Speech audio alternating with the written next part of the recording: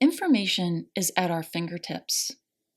We can ask a question, basically any question, and get an answer from research-based institutions, academic institutions, opinions, someone else's personal experience, interpretations of history. Anything and everything is right there. Depending on the question, it might be correct. But what if you're looking for an answer to a health question, or a spiritual question, or a very personal question? This is Soul Mechanics, practical tune-ups to be a healthy human, and I'm your host, Kate Foley. Tuning into our own wisdom has nothing to do with watching a YouTube video, or reading an article, or seeing a social media post. Your internal wisdom is coming from a different source, not your mind, not outside of you. I hear from people over and over again about problems related to confusing the mind with their intuition or even their hearts. An overload of information might be confusing you. When we rely on external information for guidance, we lose confidence in ourselves and we lose trust in our body's wisdom. When we rely on a digital device to track our heartbeat, our menstrual cycles, our sleep cycles, how many steps we take, why would we tune into our bodies? Do you trust that your body will let you know when it's out of balance? Do you have a dialogue with your body? What are the signs your body gives you when you're out of balance? We're being trained by information sources not to trust ourselves and to trust external information. Information sources like research, medical scans, news feeds. That's all good stuff, helpful for confirmation, important to keep abreast on the most recent findings and discoveries. But are you solely relying on external information? External information sources might describe one thing as true, and then 5 years later, everything's changed, and it's no longer true. It often fluctuates as time passes. But what is true for you? What does your heart sound like? What early signs does your body give you when you're fatigued? Do you know when you're fatigued? Do you drug yourself with caffeine or sugar when you're fatigued? How does your heart sound? Does your heart pound? Do you listen to your respirations? How often do you breathe? What's your baseline? This should be where you begin. Everything else should be secondary. Knowing something so fundamental like our baseline heart rate and respirations can give us an incredible edge on how to manage our emotions, or simply to understand how an environment is affecting us. Our emotions are often being influenced. Tactics leading us to fear or anger can confuse and disorient us when asked a simple question like, "What do you need right now?" Or, "What are you feeling right now?" When you feel fear or anger on a regular basis, I would suggest asking yourself if this is an emotion that you are comfortable feeling. And if not, perhaps make a decision about why you keep feeling this way. Our thoughts and perceptions of the world lead us to our emotions. Emotions are supposed to move. We're not supposed to feel one emotion constantly. What about answers?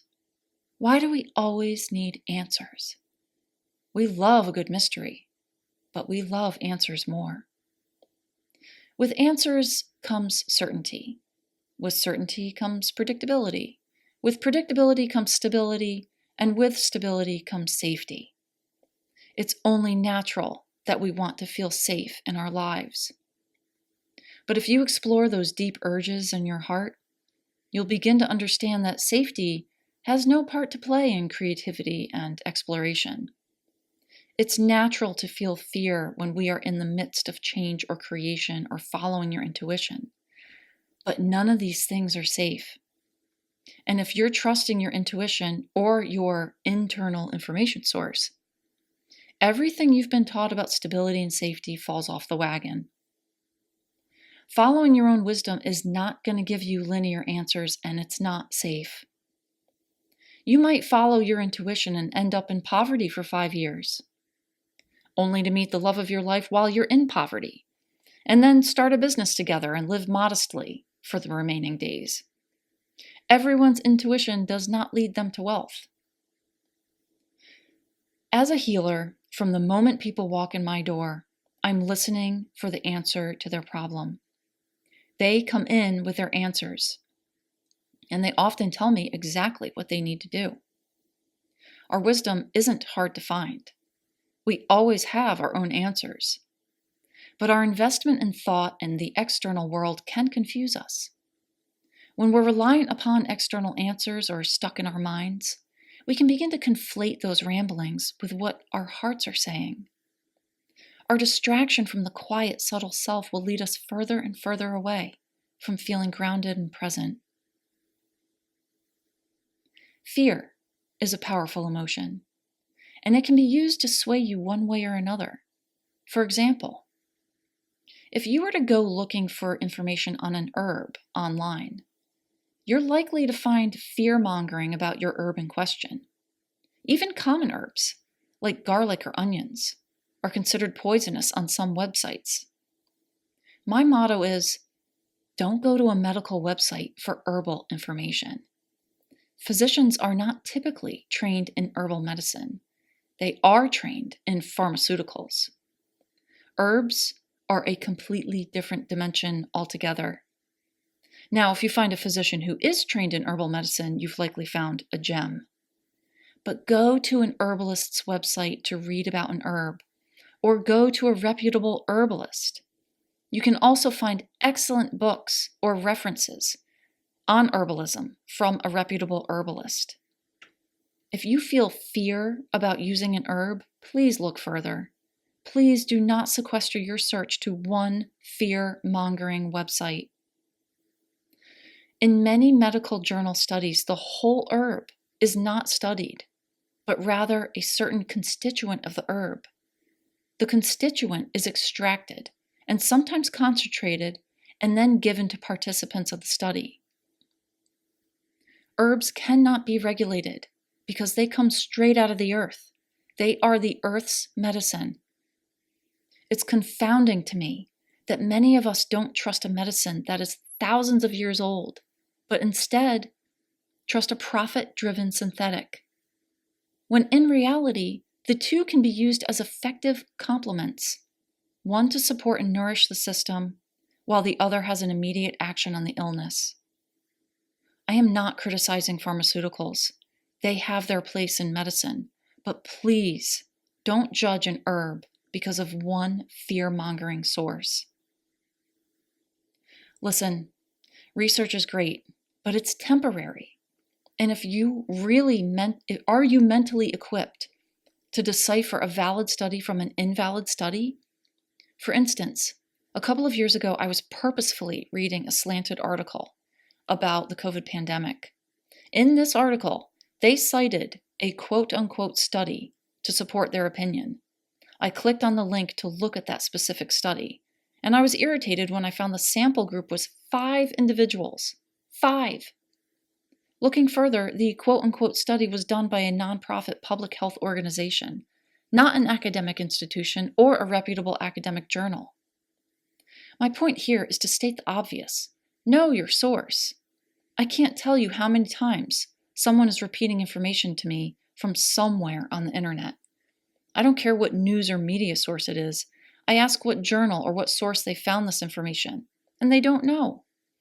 That's when I get irritated, because if you can't state your source to me, I chalk it up to gossip, especially when we're talking about health or science information.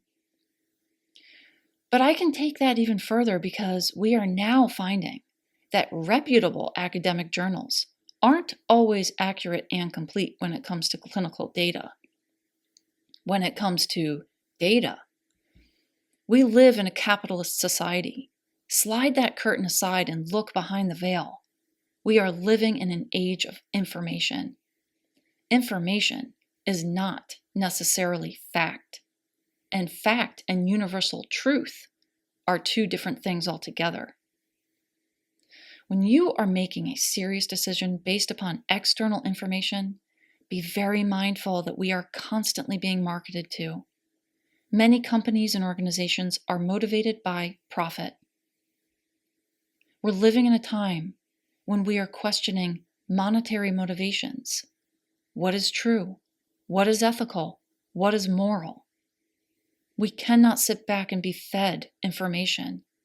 We have to rely upon our internal senses, our critical thinking skills, our ability to question so-called authority, and question their transparency. It all boils down to what information can we trust and how can we do that? When we rely upon a media source to tell us how we feel or what to eat or about our own health and bodies, we are in trouble. If you can't tell me how you feel physically, you have a problem. I can't tell you how many times after a session I walk back into my office and ask, "How are you doing?" And the person says, "I don't know. You tell me." I'm dumbfounded. Or I've had people reach out to me asking to schedule an appointment, and I'll say, "Okay, what would you like to schedule?" They'll say, "I don't know. What do you think I need?" Again, I'm dumbfounded. I'm giving you 2 instances, but this is not uncommon. You may not realize how influenced you are by all the information you consume, but you are. We all are. And from what I see on a regular basis, this is a reliance on the mind, and it is corroding our spirits. When you no longer know how you feel, when you're asking someone else to tell you how you feel, this is a very slippery slope. I keep hearing that we have a mental health issue in our country, but from what I see, this is not a mental health problem. This is a spiritual problem. And many people are looking online for their answers, spending more time flipping through videos and articles and photos and entertainment and relying on science research. For what? An immediate feeling of relief? An escape? An answer? A solution? Or as with so many, perhaps you don't know. You just keep looking. When we rely so much on external information, we lose dialogue with our internal senses, within ourselves, with our intuition. Looking everything up online eliminates the pause, the reflection, the quiet insight. Whatever you're looking up, maybe it's a definition to a word, or maybe an illness. Are you sick? Do you think something might be wrong? Did you get a diagnosis you don't understand? This is not the time to get online. This is the time to sit or walk and dialogue with your body. What are you craving? What are your first feelings? What images come to mind? Are you warm? Are you cold? Are your thoughts racing? Are you numb? Write this all down, or voice record it, organize it, look at it, but mostly feel. It's not the time to make sense or to analyze it. It's time to feel. It's time to gain a sense of direction from your body, not the outside world. Gathering information is only one part of the process. It isn't the entire process, and it certainly should not be a prolonged, obsessive habit. Gathering information is a mental process. We are not solely mental beings. We are multidimensional beings. I talk a lot about our emotions. Everyone knows they have emotions, but something I find is that people either overindulge in one or they ignore the emotion altogether. It's rare that I come across someone who acknowledges an emotion, honors it by feeling it, and then allows it to move. No matter what circumstance you have, there's probably an emotion associated with it. Acknowledging the emotion will lead you into your body, not outside.